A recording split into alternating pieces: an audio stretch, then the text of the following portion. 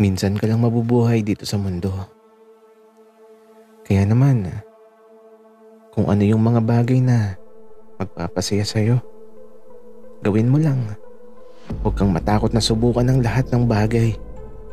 Kasi hindi sa lahat ng oras ay laging may pagkakataon. Kaya gawin mo na ngayon bago pa maubos ang oras mo.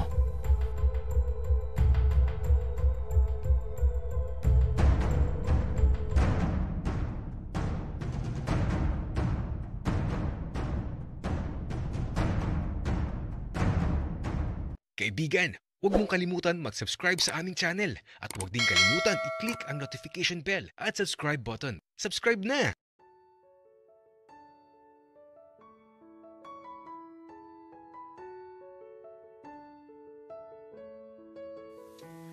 Ben, lasing ka na. Tama na yan. Ano ka ba? Tama na yung pag-iinom mo. Okay. Hindi mo ako naiintindihan. Gusto kong makalimot. Gusto kong mawala na lang sa mundo. Kasi ang sakit-sakit na nung nararamdaman ko. Ben, lasing ka na eh. Tama na yan. Alam mo, mas maganda kung matutulog ka na. Tama na yung alak na yan. Tara na. Sasamahan na kita sa silid mo para makatulog ka na. Hindi. Ayoko. Pupuntahan ko si Dave at babawiin ko siya. At eto na nga. Dahil lasing na si Ben, di ko na alam ang gagawin ko. Sa laki ng katawan niya, di ko siya mapigilan.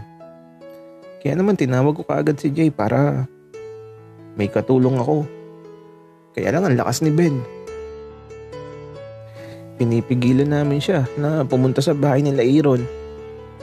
Kaya lang ayaw talaga magpapigil. Kaya ito, nung malapit na kami, nagsisisigaw na siya. Tinatawag yung pangalan ni Dave.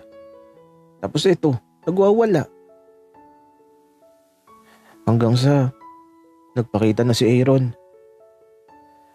At ito, paglabas niya sa bahay nila, ito na nga bang kinatatakutan ko.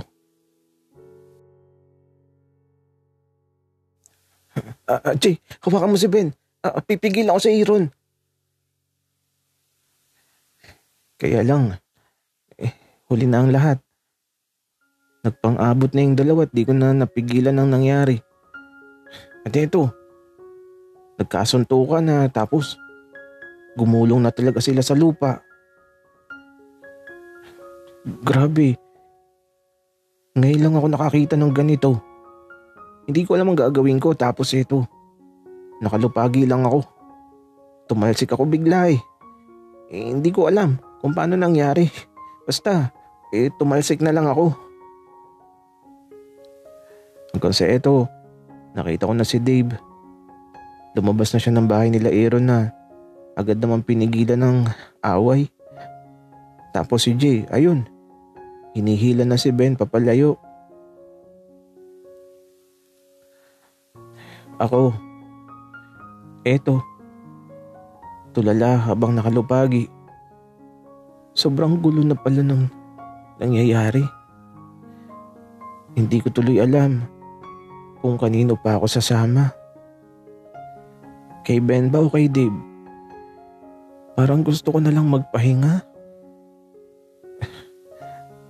Pagod na ako.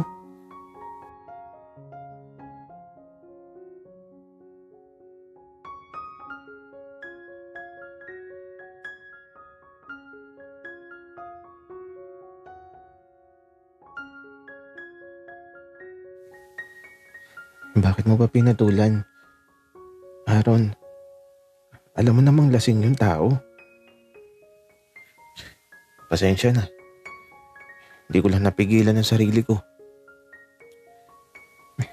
Teka nga Aaron. Nadugo yung uso at ilong mo. Maupo ka muna at kukuha ko ng panlinis. Kaya ito, Nagpainit muna ako ng tubig at kumuha ako ng panyo para linisin ang mukha ni Aaron. At eto, habang nagpapainit ako ng tubig, nilapitan niya ako. Sorry na, Dave. Alam kong mali yung ginawa ko. Okay lang yun. Nangyari na. Siguro maganda kung alis na lang tayo bukas ng maaga para wala nang gulo.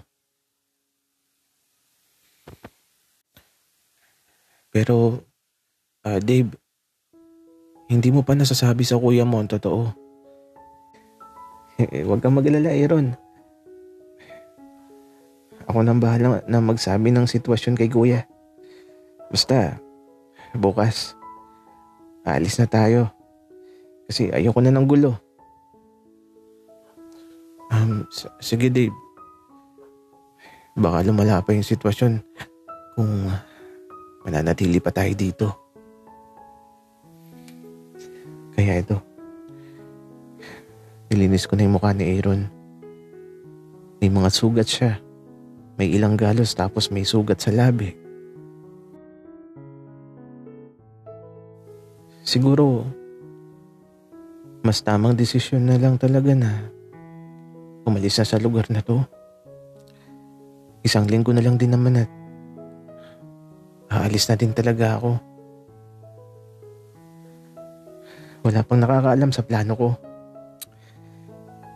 Si Aaron pa lang at ang tatay niya. Lilisanin ko na ang lugar na to. At sasama na ako kay Aaron sa ibang bansa. Kung saan naghihintay na yung mama niya para mabuo na ulit yung pamilya niya. Kasama ang papa niya. At ako. Ito ang lihim na hindi ko alam kung papayagan ako. Kaya nga di ko sinasabi kahit kanino.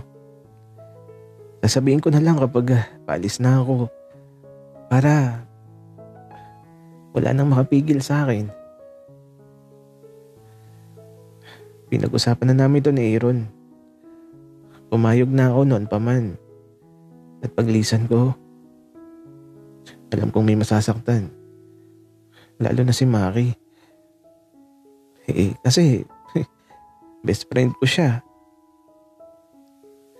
Kaya nga wala akong pinagsasabihan. Gusto ko nga magulat na lang sila na wala na ako, nakalis na ako. Para wala nang iiyak.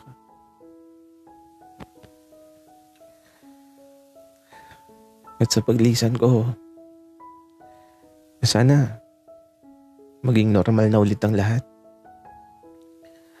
Kung alam ko lang na magiging ganito yung sitwasyon, sana hindi na lang ako bumalik dito sa asyenda.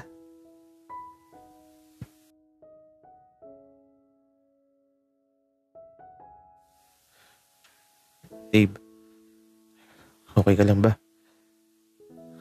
Bakit parang ang lalim ng iniisip mo? Okay lang ako, Aaron. Huwag kang mag-alala. Siguro dahil sa nangyari. Pero bukas,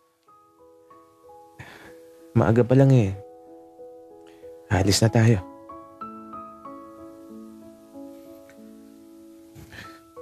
Sige, Dave. Tara na. Mag-impake na tayo. Kaya naman ito, nililigpit na namin yung mga gamit namin ni Aaron. Para naman bukas wala na kaming problema.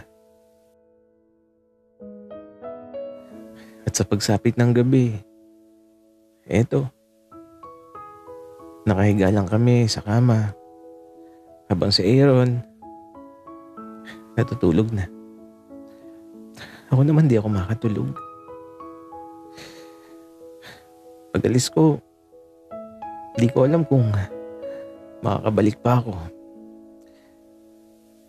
Pero, tama na ba yung desisyon ko? Naguguluhan ako. Pero, Kung ang paglisan ko mas makakabuti sa sitwasyon, gagawin ko. Kasi napapagod na din talaga ako sa tadhana ko na di ko alam kung saan ba talaga ako tutungo. Ano man ang mangyari, bahala ng tadhana. Kasi pagod na ako magdesisyon. Kaya naman sa gabing to, sa pagpikit ko ng mga mata ko, hinihiling ko na sana makita ko na yung tamang daan na tatahakin ko. Yung tamang daan na maghahatid sa akin sa kaligayahang tunay na magpapasaya sa puso ko.